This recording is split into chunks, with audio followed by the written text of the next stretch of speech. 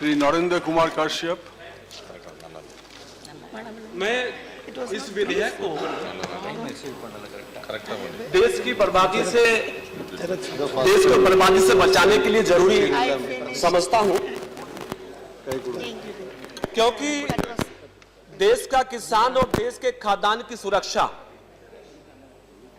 भंडारण के माध्यम से ही सुरक्षित हो सकती है और इसकी इंपोर्टेंस को योजना आयोग ने अपनी 12वीं योजना में दर्शित करने की कोशिश भी की थी। महोदय, WTRA ने भी इस विषय पर बहुत काम किया था और भंडारण शीत भंडारणों में समझौता वार्ता वेयर हाउस रसीद प्रणाली को स्थापित करने की चेष्टा भी हुई थी, लेकिन इसके बावजूद भी भंडारण की समुचित व्यवस्था हमारे देश में ना होना एक चिंता का विषय आज भी बना हुआ है। इस विधेयक के माध्यम से देश की चिंता मैं आपके समक्ष रखना चाहता हूं कि आज भी हमारे देश में 30% अनाज, फल, सब्जी और फ्रूट्स भंडारण व शीतगृह की कमी के कारण नष्ट हो जाता है और इसका दुष्प्रभाव यह होता है कि आज भी हमारी आवश्यकताएं पूरी नहीं हो पाती हैं। महोदय, हमारे देश में गरीब आदमियों को भूखा मरने से बचाने के लिए भी जरूरी है कि निगम अपनी सीमाओं को, अपनी क्षमताओं को बढ़ाने की कोशिश करे। चूंकि हमारे देश में 3.5 करोड़ टन स्टोरेज कैपेसिटी की आज भी कमी है। एसोचैम ने भी कहा था कि अनाज का 40% स्टोरेज अव्यावहारिक तरीके से होता है।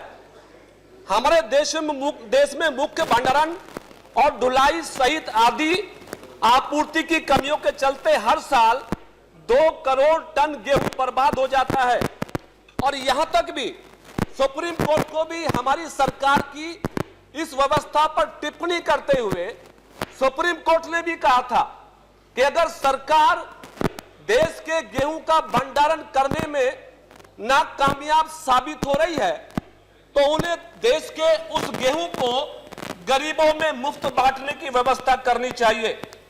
और मुझे इस बात की जानकारी है कि हमारे देश में सबसे ज्यादा गरीब लोग 2 वक्त की रोटी मुहैया करने में मुश्किल महसूस कर रहे हैं। आंकड़े ये बताते हैं कि देश भर में 8,000 से ज्यादा लोग भूखे मरते हैं। महोदय, स्थिति यह है कि एक तरफ गेहूं की बर्बादी भंडारण की कमी से होती है और दूसरी तरफ अनाज की कमी से देश का गरीब मरता है। इस विषम परिस्थिति से निकलने के लिए कोई ना कोई ठोस कदम उठाना बहुत जरूरी है। पिछले 3 सालों में 58,000 टन अनाज खराब हुआ है हमारे देश के अंदर और मैं इस विधेयक के माध्यम से, मैं आपके माध्यम से माननीय मंत्री जी से यह अनुरोध करना चाहता हूं कि जो भंडारण पहले से स्थापित हैं उसके रखरखाव की व्यवस्था समुचित कैसे होगी, इस पर अभी सरकार को काम करने की जरूरत है। देश में अनाज, फल, सब्जी के भंडारण की व्यवस्था समुचित रूप से हो, इसके लिए सरकार के पास वित्तीय संसाधन की उपलब्धता क्या है।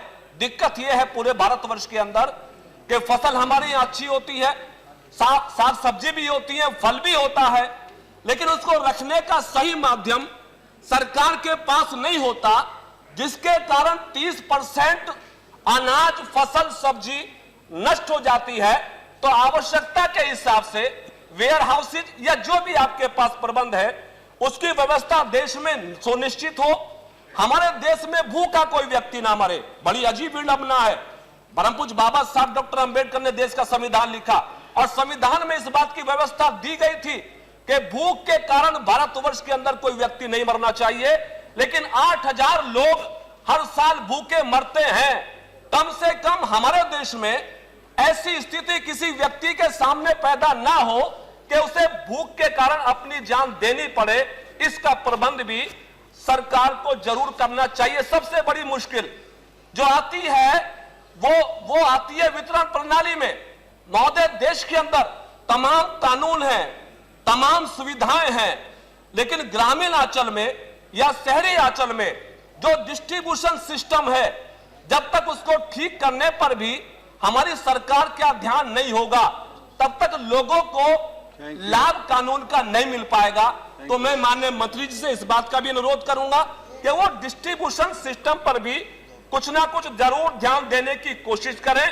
पीपीपी मॉडल पिछली सरकार लाई थी, कुछ पैसे वालों ने सरकार की सब्सिडी का इस्तेमाल करते हुए वेयर हाउसिंग बनाए हैं, उसका लाभ उनको मिल रहा है, लेकिन मैं नहीं समझता कि व्यापक स्तर पर कोई उसका बहुत बड़ा लाभ देश को मिलेगा। जब सरकार के पास फंड है, सरकार के पास पैसा है, और ये निगम महोदय, ये निगम ऐसा निगम है, ये विभाग ऐसा विभाग है जो कभी घाटे में नहीं रहा, तो सरकार को अपना बजट बढ़ा के सरकार के वेयर हाउसिंग बढ़ाने चाहिए ताकि देश का अनाज और किसान की सुरक्षा हो सके। आपने समय दिया, आपका बहुत बहुत धन्यवाद। Thank you. धन्यवाद।